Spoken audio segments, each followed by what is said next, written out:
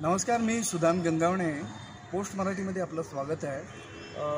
आज कल्याण आणि भिवंडी लोकसभा मतदारसंघातील जे महाविकास आघाडीचे उमेदवार आहेत, कल्याणचे वैशालीताई दरेकर आहेत आणि भिवंडीचे बाळ्यामामा म्हात्रे.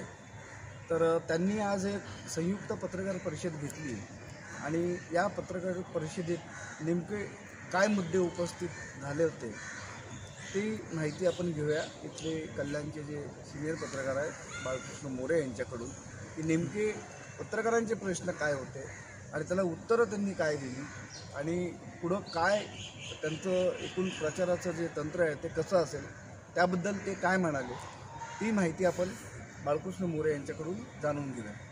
मोरे साहेब, तुम्ही प्रेसला होते त्या आत्ताच्या, तर काय काय असं त्यांनी सांगितलं पत्रकारांशी बोलताना आणि काय म्हणाले? आता जे या दोन लोकसभेत जे प्रश्न आहेत त्या प्रश्नाबाबत त्यांनी ते काय करतील त्याच्याबाबत सांगितलं आणि इथल्या ज्या काही समस्या आहेत त्या जशी की पाणी समस्या आहे, बाळ्यामामांनी सांगितलं डम्पिंग ग्राउंड समस्या आहे आणि इतर काही समस्या आहे त्याबाबत चर्चा त्यांनी केली आणि त्यांनी म्हणजे पत्रकारांच्या प्रश्नाला उत्तर दिलं.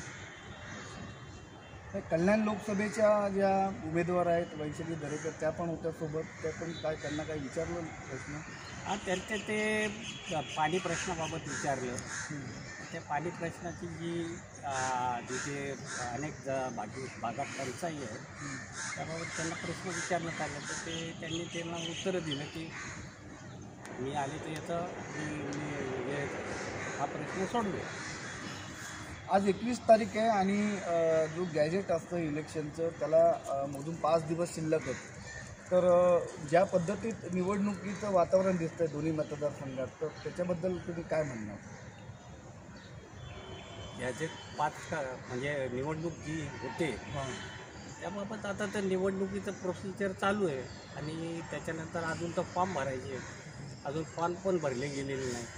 ते फॉर्म भरले गेल्यानंतर मग घरी इलेक्शनची प्रोसिजर ही फॉर्म भरण्यानंतरच सुरू होईल. कल्याणमध्ये उद्धव बाळासाहेब ठाकरे गटाचे लोक तिथे मला कमी दिसले.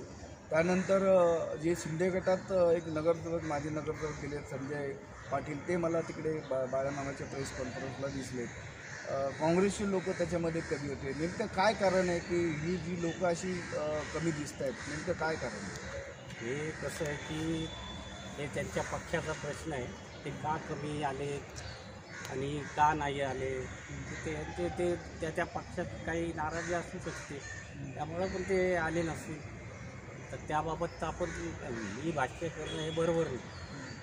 ते आता अनेक लोक आले नाही तुम्ही म्हणताय ते असू पण शकते. तर या सगळ्या प्रक्रियेमध्ये आता जो जोर आहे भिवंडी मतदारसंघामध्ये मी गेल्या 10 दिवसापासून फिरतो आहे, तर काय वाटतं म्हणजे हवा जी आहे प्रचाराची ती कशी आहे? जे म्हणजे बाळ्यामामाच्या याच्यात नाही म्हणजे दुहेरी लढत आहे कपिल पाटील आणि त्यांच्यात. पण इथं तिसरे जे उमेदवार आहेत ते पण आता फॉर्म भरतील. त्यांना चिन्ह नाही आहे अजून. ते चिन्ह आल्यावर त्यांना पण ते पण प्रचार करतील. अशी इथे तिरंगी लढत होईल असं एकंदर चित्र आहे. तिसरे उमेदवार म्हणजे निलेश सांबरे जे आहेत, ज्यांना वंचित बहुजन आघाडीने पाठिंबा डिक्लेअर केलेला आहे आणि त्यांना चिन्ह मिळालं नसल्यामुळे ते त्यांची जी संघटना आहे जिजाऊ त्याच्यामार्फत या संपूर्ण मतदारसंघामध्ये फिरत आहेत. ही जी लढत आहे ही तिहेरी होईल असं ज्येष्ठ पत्रकार बाळकृष्ण मोरे यांनी सांगितलेलं आहे की त्यानंतर जसं नामांकन पत्र दाखल होईल त्याच्यानंतर हळूहळू तो जो प्रचाराचा जो स्टेप आहे तो समोर येईल आणि मग हे थोडंसं टेम्पो कुठे आहे ह्या दोन्ही मतदारसंघात तो समोर येईल.